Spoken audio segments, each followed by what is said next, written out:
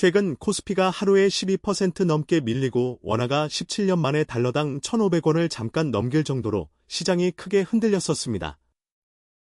코스피와 환율은 중동 리스크와 유가 부담에 계속 민감하게 반응하고 있고 미국 나스닥도 최근 장에서 큰 숨고르기 흐름을 보였습니다. 지금은 잠시 하락장이 멈춘 것처럼 보이고 숨을 고르는 반등도 나오고 있습니다만 저는 솔직히 반등이 끝이라고 쉽게 말할 수는 없다고 생각합니다. 오히려 많은 분들이 안심하기 시작할 때 시장은 다시 한번 더 크게 흔들릴 가능성이 있습니다. 지금은 위기가 끝난 시기가 아니라 더 큰 변동성 앞에서 마음을 다잡아야 하는 시간에 가깝습니다. 지금 많은 분들이 계좌를 열어보고 멍해져 있을 겁니다.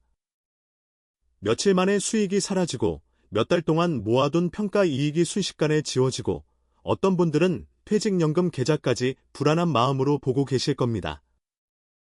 그런데 여기서 정말 무서운 건 폭락 그 자체보다도 그 폭락을 바라보는 내 마음이 무너지는 순간입니다.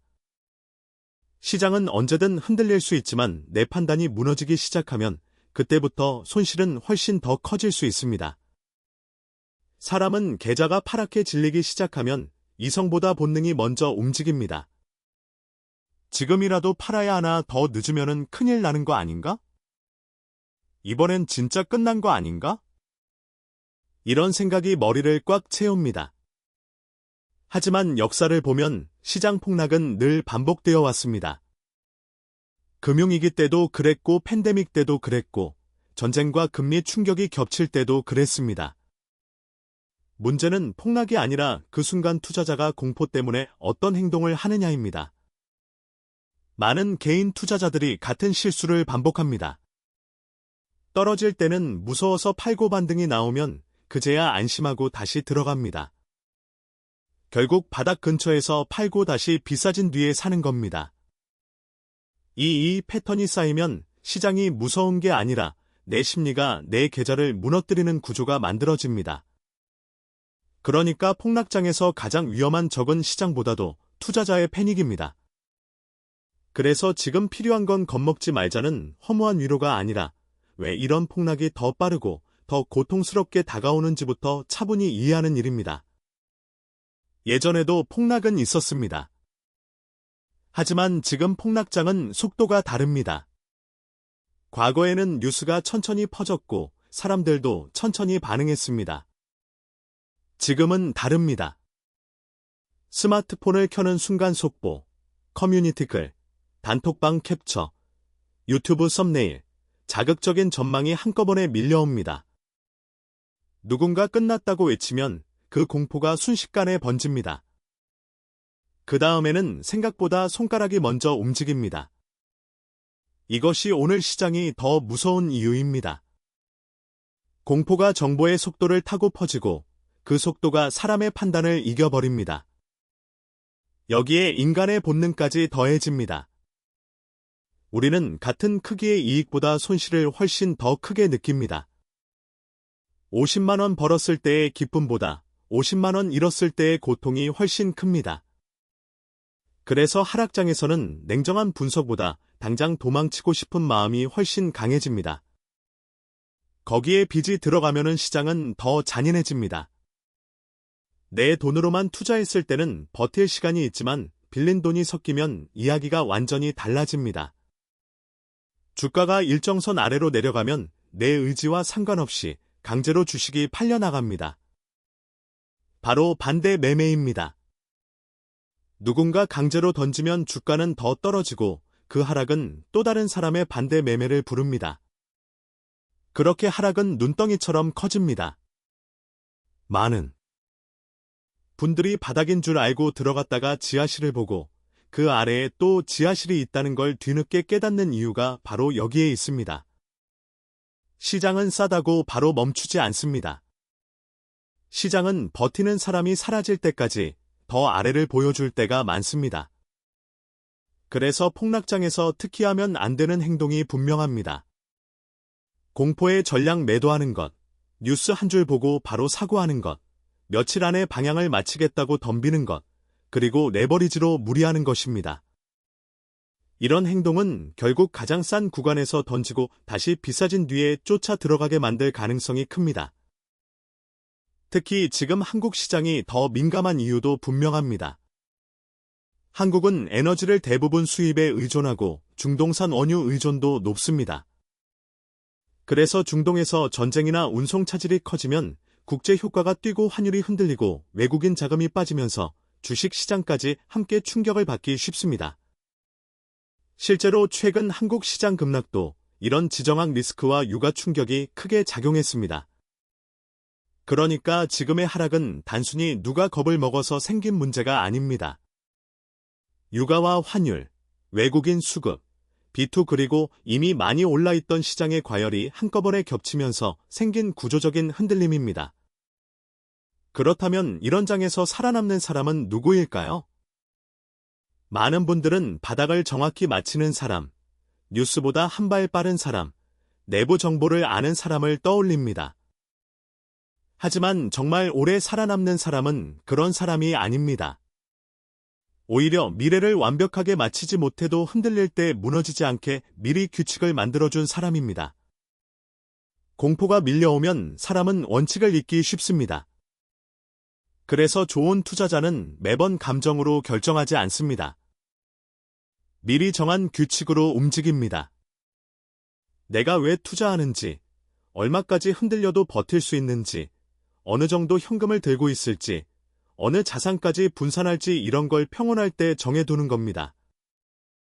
폭락장 한가운데서 판단하려고 하면 이미 늦습니다. 여기서 중요한 메시지가 하나 더 있습니다. 가장 큰 수익률은 평온한 상승장에서 만들어지는 것이 아니라 모두가 끝났다고 외치는 대폭락장에서 시작된다는 점입니다. 사람들은 보통 시장이 오를 때 돈을 번다고 생각합니다. 하지만 진짜 큰 차이는 자산 가격이 공포 때문에 크게 무너졌을 때 만들어집니다. 물론 아무거나 덥사라는 뜻은 아닙니다. 핵심은 폭락장을 맞히는 능력이 아니라 폭락장이 왔을 때 좋은 자산을 살 수 있도록 살아남아 있는 상태를 만드는 것입니다. 그래서 대폭락장은 누군가에게는 재앙이지만 준비된 사람에게는 다시 가격표가 붙는 시간입니다. 그래서 저는 지금 같은 시기일수록 화려한 예측보다 단순한 시스템이 중요하다고 생각합니다. 먼저 나는 왜 투자하는지부터 분명해야 합니다. 당장 한 해 안에 큰 돈을 벌기 위한 건지, 10년 뒤와 20년 뒤에 노후를 위한 건지부터 정해야 합니다. 이게 흔들리면은 시장이 흔들릴 때마다 판단도 흔들립니다. 그 다음에는 그 생각을 머릿속에만 두지 말고 짧게라도 글로 적어야 합니다. 나는 생활비로 투자하지 않는다. 시장이 크게 빠져도 한 번에 전부 팔지 않는다. 한 종목에 몰빵하지 않는다. 현금을 일부 남겨둔다. 이렇게 나만의 문장을 만드는 것만으로도 공포에 끌려가는 힘이 줄어듭니다. 그리고 마지막으로 자동화가 필요합니다. 월급날마다 일정 금액을 자동으로 투자하고 비중이 너무 쏠리면 다시 점검하는 장치를 만드는 겁니다. 사람이 매번 침착할 수는 없지만 시스템은 감정이 없습니다. 그리고 여기서 꼭 받아들여야 할 사실이 있습니다. 바닥은 아무도 맞출 수 없습니다. 전문가도 어렵고 기관도 어렵고 늘 시장을 본다는 사람들도 정확히 맞히기 힘듭니다. 그래서 시장 타이밍을 완벽하게 맞히겠다는 생각 자체를 내려놔야 합니다. 전략은 생각보다 단순합니다. 크게 빠질 때는 조금씩 사고 오를 때는 괜히 흔들리지 말고 보유하고 긴 시간 동안 경제 성장의 방향을 따라가는 것입니다. 결국 장기 투자자가 가져가야 할 건 예언이 아니라 반복 가능한 행동입니다. 많은 분들이 상위 1%는 겁이 없는 사람이라고 생각합니다. 아닙니다. 그 사람들도 무섭습니다. 다만 무서울 때 아무 말이나 믿고 아무 버튼이나 누르지 않도록 준비가 되어 있었을 뿐입니다. 예를 들어 평소에 주식 비중이 너무 커졌다면 일부를 줄이고 채권이나 현금 달러 같은 방어 자산을 조금이라도 함께 들고 갑니다. 그러면은 시장이 흔들릴 때 계좌 전체가 한 번에 무너질 확률이 줄어듭니다. 수익을 크게 내는 기술보다 먼저 필요한 건 크게 다치지 않는 구조입니다. 투자에서는 한 번의 대박보다 한 번의 치명상을 피하는 게 훨씬 중요합니다. 왜냐하면 크게 잃으면 회복하는데 너무 긴 시간이 걸리기 때문입니다. 가장 현실적인 투자 전략도 사실 거창하지 않습니다. 분산 투자, 장기 투자, 자산 배분, 그리고 공포 구간에서의 분할 매수입니다. 이 네 가지는 오래 살아남은 투자자들이 반복해서 강조하는 기본 원칙이기도 합니다. 특히 한 자산에 몰지 않고 주식과 채권, 현금, 달러 같은 방어 자산을 함께 가져가는 방식은 불확실성이 큰 장에서 훨씬 강한 힘을 발휘합니다. 흔히 올해더 포트폴리오라고 부르는 자산 배분 전략이 주목받는 이유도 여기에 있습니다. 시장이 어떤 계절을 만나더라도 한쪽이 전부 무너지지 않게 설계하는 방식이기 때문입니다. 여기서 퇴직연금과 연금저축도 꼭 생각해 봐야 합니다.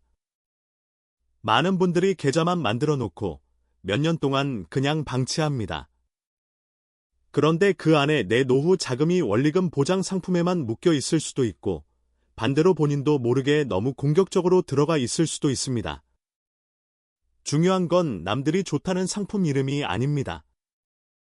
내 나이와 내 소득, 내 성향, 내 생활비 구조에 맞는지입니다. 시간이 많은 사람은 회복을 기다릴 여유가 있지만 시간이 적은 사람은 회복보다 방어가 더 중요할 수 있습니다. 그러니까 좋은 포트폴리오는 무조건 세게 가는 포트폴리오가 아니라 내 인생 속도에 맞는 포트폴리오입니다. 그리고 꼭 기억해야 할 게 있습니다. 버틴다고 다 이기는 건 아니라는 점입니다. 아무 주식이나 들고 눈 감고 버티는 건 투자도 아니고 전략도 아닙니다. 실제로 일본 니케이 지수는 1989년 말 고점을 찍은 뒤 다시 그 수준을 회복하는데 30년이 훨씬 넘는 시간이 걸렸습니다. 오래 들고 있으면은 무조건 오른다는 말이 얼마나 위험한지 보여주는 대표적인 사례입니다. 그래서 우리는 버티더라도 아무데나 버텨서는 안 됩니다. 좋은 자산인지 가격이 지나치게 비싸지는 않았는지 내 생활을 망치지 않을 정도의 비중인지 계속 점검해야 합니다. 한편 여기서 빼놓을 수 없는 중요한 게 있습니다. 반등장은 사람을 안심시키면서 동시에 가장 큰 실수를 하게 만들 수 있다는 겁니다. 며칠 폭락한 뒤 하루 이틀 세게 오르면 사람들은 금방 이렇게 생각합니다. 역시 끝났네. 지금 안 사면 놓치겠네? 조금만 더 공격적으로 들어가도 되겠네? 그런데 변동성이 큰 시장에서는 이 안도감이 오히려 함정이 되기 쉽습니다. 유가가 다시 튀고 환율이 다시 밀리고 외국인이 다시 팔기 시작하면 분위기는 생각보다 빨리 뒤집힐 수 있습니다. 그래서 지금 필요한 건 추격 매수가 아니라 확인입니다. 반등이 이어질지 다시 꺾일지 아무도 정확히 모릅니다. 모른다는 사실을 인정하는 태도가 오히려 계좌를 지켜줍니다. 여기서 함께 봐야 할 중요한 건 현금을 바라보는 시각입니다. 많은 사람들은 현금을 들고 있으면 아무 일도 안 하는 것 같아서 불안해합니다. 하지만 하락장에서는 현금이야말로 가장 강한 선택지일 수 있습니다. 왜냐하면 현금은 수익률이 없는 돈이 아니라 기회가 왔을 때 움직일 수 있게 해주는 힘이기 때문입니다. 시장이 무너질 때 현금이 없는 사람은 좋은 자산이 싸져도 구경만 해야 합니다. 반면 현금이 있는 사람은 공포가 만든 세일 구간에서 조금씩 담을 수 있습니다. 그래서 현금은 게으른 돈이 아니라 결정적인 순간을 기다리는 돈입니다. 특히 변동성이 큰 장에서는 마음을 지켜주는 심리적 방패 역할도 합니다. 지금처럼 변수가 많은 시기에는 현금 비중을 너무 낮게 두기보다 전체 자산의 약 15% 정도는 현금으로 남겨두는 전략도 충분히 현실적인 선택이 될 수 있습니다. 이 정도의 현금은 시장이 더 흔들릴 때 버틸 여유를 주고 동시에 좋은 자산이 더 내려왔을 때 분할로 대응할 수 있는 힘이 됩니다. 그리고 지금 같은 장에서는 내 계좌 수익률보다 내 생활 리듬을 먼저 지켜야 합니다. 하루 종일 시세만 보고 잠들기 전까지 커뮤니티를 뒤지고 새벽에도 환율을 확인하는 습관이 생기기 시작하면 이미 투자 판단이 감정에 잠식되고 있다는 뜻일 수 있습니다. 좋은 투자는 일상을 무너뜨리면서까지 해야 하는 일이 아닙니다. 투자 때문에 잠을 못 자고 일에 집중이 안 되고 가족에게 예민해진다면 그건 수익률 문제가 아니라 구조의 문제입니다. 비중이 너무 크거나 빚이 섞였거나 감당할 수 없는 위험을 안고 있다는 신호일 수 있습니다. 그래서 저는 지금 시장에서 가장 중요한 단어가 예측이 아니라 대비라고 생각합니다. 하락장이 당장 오느냐 한 달 뒤에 오느냐 그걸 맞히는 건 거의 불가능합니다. 하지만 다시 큰 하락이 와도 내가 무너지지 않게 만드는 건 가능합니다. 현금을 조금 더 들고 있는 것, 빚을 줄이는 것, 한 종목 쏠림을 줄이는 것, 생활비와 투자금을 확실히 구분하는 것, 이건 누구나 할 수 있습니다. 시장은 늘 우리가 가장 방심할 때 다시 흔들리곤 합니다. 그래서 지금처럼 잠깐 숨을 고르는 구간이 오히려 준비하기에는 가장 좋은 시간일 수 있습니다. 공포가 한창일 때는 사람도 생각이 잘 안 됩니다. 지금처럼 잠시 진정됐을 때 원칙을 다시 적고 비중을 점검하고 위험한 부분을 줄여놓는 게 훨씬 중요합니다. 결국 폭락장은 피해야 할 재앙이면서도 동시에 가장 큰 기회가 열리는 시간일 수 있습니다. 하지만 그 기회는 아무에게나 오지 않습니다. 패닉에 휩쓸려 바닥에서 던지는 사람에게는 폭락장이 상처로 끝나고 원칙을 지키며 분할로 대응하는 사람에게는 다음 자산 상승의 출발점이 됩니다. 그래서 중요한 건 시장이 얼마나 더 빠질지를 맞히는 게 아니라 그 구간에서 내 행동을 지켜내는 것입니다. 지금 이 시장은 우리에게 묻고 있습니다. 당신은 공포가 시키는 대로 움직일 것인가 아니면 원칙대로 움직일 것인가? 최근 한국 시장은 실제로 기록적인 급락을 겪었고 원화도 크게 흔들렸습니다. 지금은 잠시 반등이 나온 것처럼 보여도 아직 시장을 짓누르는 변수들은 사라지지 않았습니다. 그래서 저는 솔직히 말해 앞으로 한 번 더 큰 하락장이 와도 전혀 이상하지 않다고 생각합니다. 하지만 그렇기 때문에 더더욱 지금 당장 해야 할 일은 하나입니다. 겁에 질려 허둥대는 것이 아니라 내 돈을 지킬 규칙을 만드는 것입니다. 투자의 끝까지. 살아남는 사람은 가장 똑똑한 사람이 아니라 가장 오래 버틸 수 있게 준비한 사람입니다. 결국 돈은 용감한 사람보다 준비된 사람에게 더 오래 머니다. 지금까지 경제학 똑똑이었습니다. 니다.